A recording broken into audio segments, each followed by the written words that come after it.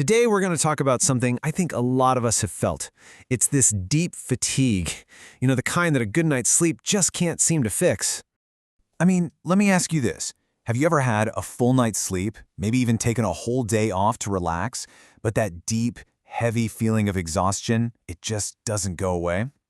Sometimes it even feels like stopping just makes you notice the emptiness even more, right?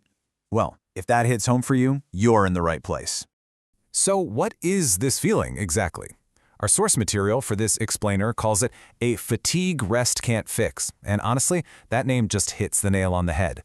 We're not talking about being physically tired from a long week at work.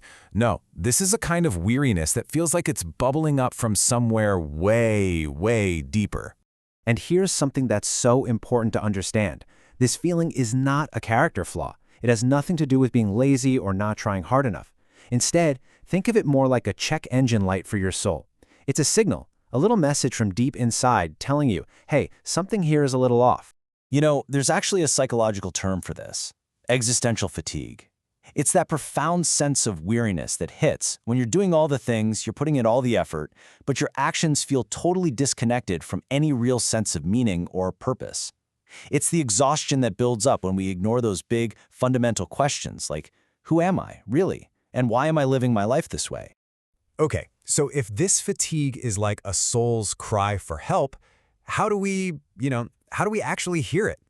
Let's get into some of the specific signals that our soul sends when it's just plain exhausted. So the source points to 3 really clear signs. First up, you just don't want to do anything. Even the stuff that used to bring you comfort, like hobbies or spiritual practices, just feels like a huge chore.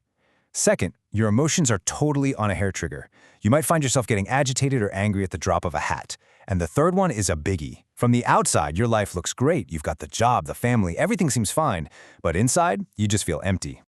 Now, if any of this is ringing a bell for you, please, the most important thing is not to beat yourself up about it. These are not signs that you're failing.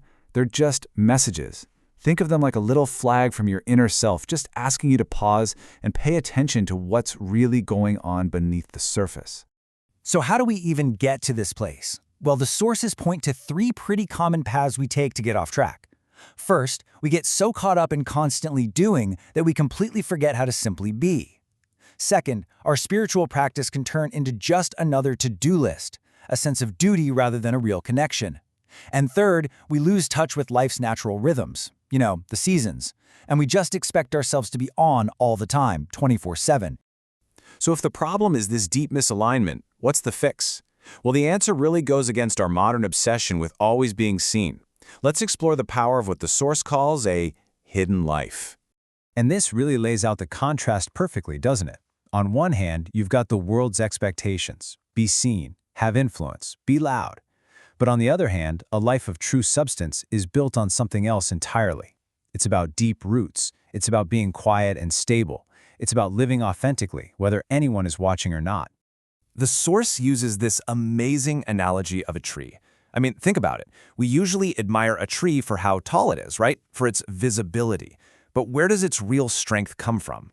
The roots, the part that's totally hidden deep underground. And that's the whole point. A powerful life isn't always a visible one. It's a deeply rooted one. So what does this actually look like in real life? Well, it looks like freedom, a whole lot of it. When your sense of worth comes from your roots, not from how visible you are, all that pressure just lifts.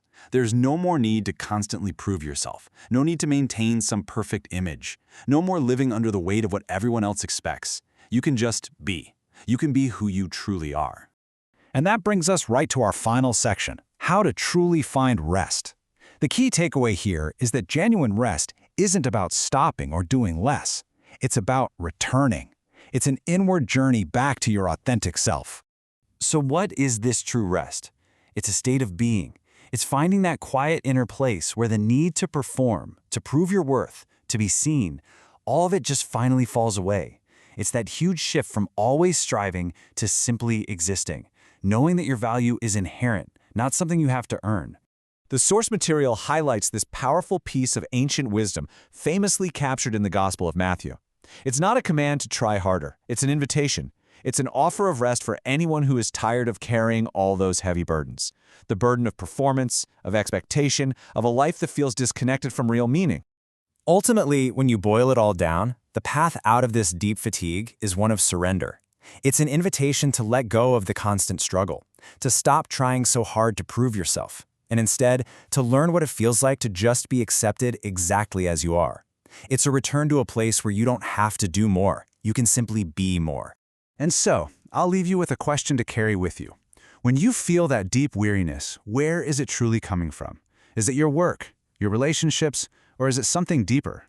Because as the source suggests, the very first step to finding real rest is knowing where you need it most. Thanks for joining me for this explainer.